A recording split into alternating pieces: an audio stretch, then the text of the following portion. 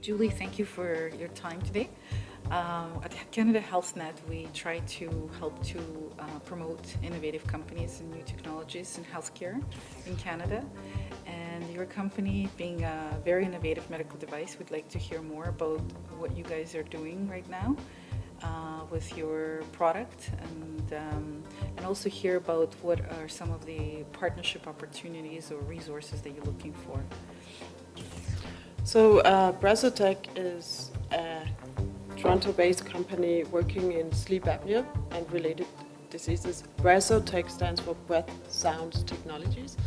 So we use breath, sound, and signal processing to simplify the way we diagnose sleep apnea. And you're still a relatively young company, so you are looking to partner and find more potential opportunities for scaling up your product, your business.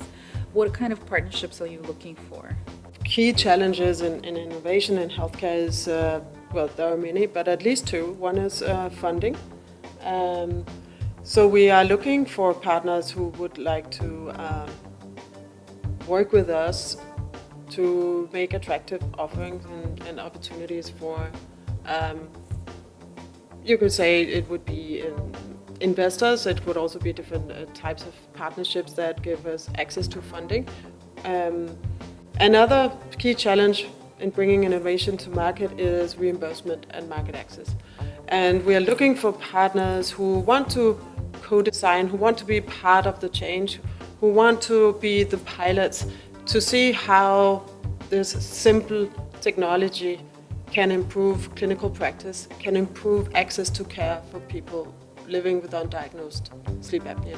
So those partners can be clinicians, it could be market access agencies, partners interested in assessing the value of this new technology to the healthcare system. Great.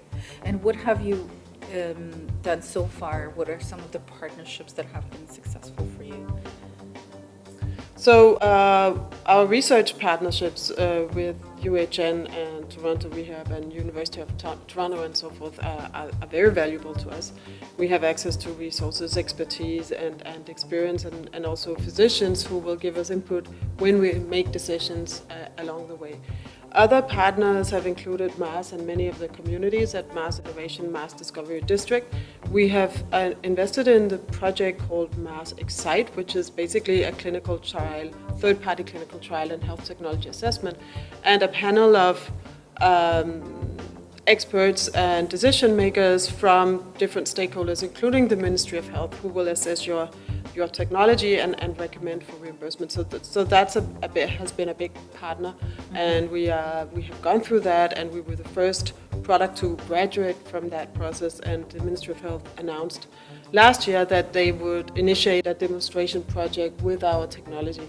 Unfortunately, we're still waiting. There's a lot of change involved, a lot of guidelines, procurement policies, and so forth. And I think it's also in this context a first time for the ministry, so that's definitely a challenge. In Ontario, it's similar elsewhere, but that is a challenge in terms of innovation. Once you're ready to go to market, how do you get your stakeholders aligned and really allow that innovation to be adopted in the initial stages? Mm-hmm. Great. And in terms of, it sounds like your device or the need for it is global, right? It doesn't apply just to Canada. So what are you doing, or what are your plans for global expansion? What markets are you looking at or thinking about? I think when you assess innovation and prioritize your launch, you would look at, of course, the technology that you have fallen in love with, and then you will match that to a medical unmet need. Today's sleep apnea impacts about 10% of the adult population, in some countries more.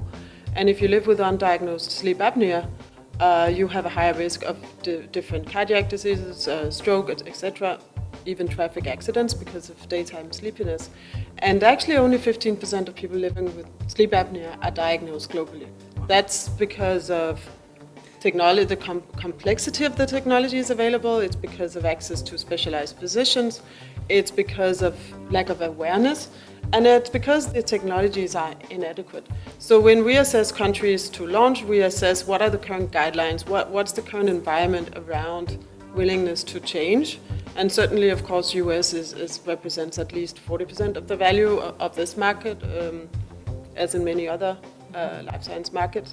So US is definitely a priority, but a number of European countries as well, where sleep apnea has been diagnosed in the home for many years, but still with fairly complicated technologies. So we are looking for places where there is either a payer established with a sort of some accessibility to adoption into a single payer system or a multiple payer system, or a market with some patient out of pocket. Those can be markets where you have some of your first sales, and these markets exist. One of them is the UK, and another one is Turkey to some extent, Middle East. So there's a couple of pockets, and also other provinces in Ontario where there's a little bit of a faster adoption opportunity because of these sort of pilot sales or patient out of pocket or private payers who are more innovative and faster in their decision processes.